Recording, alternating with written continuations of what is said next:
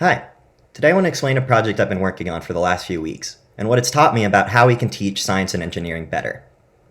I'm finishing my master's in mechanical engineering, and I was going to build physically what you can see on the screen, which is a PID-controlled ball balancing plate. Then a global pandemic hit, and I found myself thousands of miles away from the manufacturing resources of my university, so I needed to make other plans. Coincidentally, I was messing around with Unity, which is a free engine for making video games, but it can really be thought of as a creative platform with a variety of potential uses, from making art to carrying out physics simulations. I was really surprised at just how easy it was to make something functional and even cool in Unity. I followed a tutorial and made a little cube runner-like game in a couple of days. It's certainly not a game that I would put anywhere, but the built-in light and physics simulation give an amazingly polished product for a few days' work. With this mechatronics project floating in my head, I had the idea to try to reproduce what I was going to build in the real world in Unity, and see if it's at all interesting or, useful in some way. The primary physics involved with the ball rolling on a plate are pretty simple. Gravity acts on the ball, forcing it against the plate. When the plate rotates, the ball rolls down. This is all just rigid body physics. If you haven't heard the term before, it just means that each object, in this case the plate and the ball, are rigid. They don't deform at all. If I made the plate or the ball out of rubber, or hit the ball so hard that it broke or something, then things would get more complicated, and it would be more complicated to simulate. Well, a thing to know about Unity is that it has a built-in rigid body physics simulation. And so, here's the project. Before we move forward, I just want to note that this video has been kind of hard to organize because it could potentially have a few different audiences. Whether you're interested in the mechatronics, or the Unity application, or you're my mom and you want to see what your son has been up to.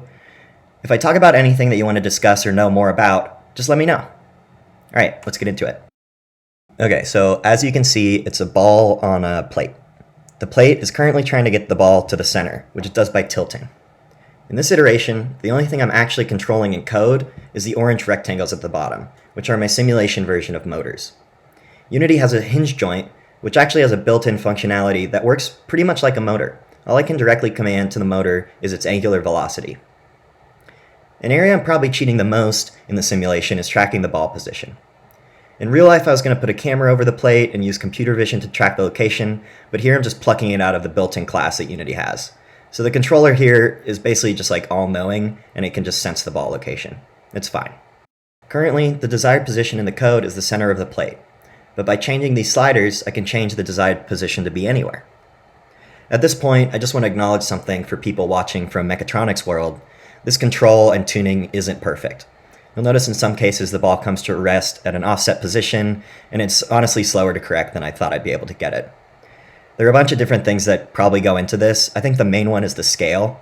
I tried making the ball and plate a realistic scale, but Unity was behaving strangely at the small scales, probably something with floating point numbers, and I wanted to keep working on the project and the things that matter. So the plate is massive. It's basically a 10 by 10 meter plate, and the ball and mass and everything is scaled relative to that.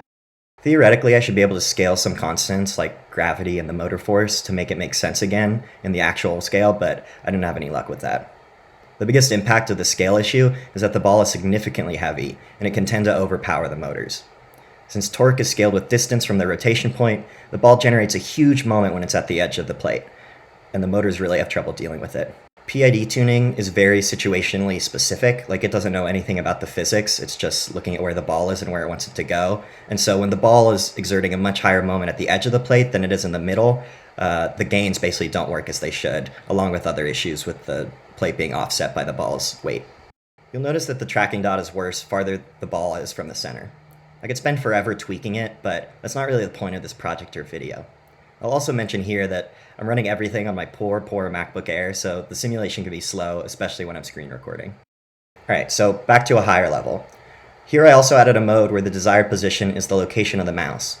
This one is super fun to play around with. It's fun to move your mouse and watch the motors behaving super erratically as they try to get the plate in the proper position. The real cool thing about this is that Unity is based around these components, which you can edit in code, and they allow you to change certain variables in your code on the fly. So you can see that I have all my gains for both the motors right here, and I can quickly observe the effect they have on the plate control. This brings me to how I think this project is actually interesting. The whole ballgame here is the simulation being realistic enough so that someone could actually learn something by using it. Even in its current state, with a little bit of wonky physics, I think this would actually be a great tool to learn how PID control works. You can see how zero damping results in oscillations about the desired point, or how oscillations in two orthogonal directions can result in circular oscillations about the center. Also, the development of this was fairly tied with reality in terms of how I would actually go about programming the system. I cheat in some ways to make my life easier and save time, but I found a lot of the coding of the motor control to be very similar to how I would have implemented PID control with a real ball and real servos. The amazing thing to me here is just how easily Unity makes it to put together any sort of semi-realistic simulation to help people learn. I didn't think it would be nearly as easy as it was for me to get started in Unity, and I find the technical organization of Unity projects to be kind of analogous to electronics projects. I have different objects in the scene, which all have their own code running. There are actually separate scripts for the plate angle, motor control, overall control management, and the informational overlay. I found that thinking of these different virtual objects as real, different components was a very effective way to organize all the code that went into the project. I'm cheating with the location, but given more time, I could just add a camera object and write code for it that could detect the ball with computer vision, just like I would in real life. As long as the underlying physics are sound enough, and the assumptions or cheats are sound enough, then I think this sort of simulation tool could be super useful for engineering and science education, especially in a world where remote learning is happening all over. Alright, now I'm going to get on my soapbox a little bit and talk about how I think this could be used more in STEM education. So first of all, this project was really fun. I really enjoyed learning the ins and outs of Unity and using my more mechanical skill set in an unconventional way. The fact that it's also kind of a useful tool is even better. Learning can't always be fun, but as much as possible, I think we should try to make it more engaging and exciting. When I first personally learned PID control, nothing really clicked until I started experimenting with it for real and could see how the changes to the PID gains affected the system. People learn differently, but I really learn best when I can hold something in my hand and shake it around until it breaks. I think software engineering is cool because the barrier to entry for running code is very low. In a lot of cases, you just code something, run it, and instantly get results. It's more involved in mechanical engineering, where we have to somehow physically manufacture something to truly see if it works. That barrier can be personally frustrating, but it's also part of a much larger problem when we think about how to educate kids and adults in the world in STEM. There are immense socioeconomic barriers to learning any sort of engineering, but especially mechanical engineering, where you have to pay for all the raw materials to make whatever you want to make.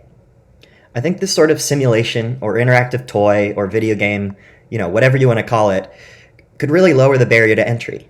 And given how easy this was for me to program with no previous experience in Unity, I'm surprised I didn't see more simulations like this during my education, especially at a college level.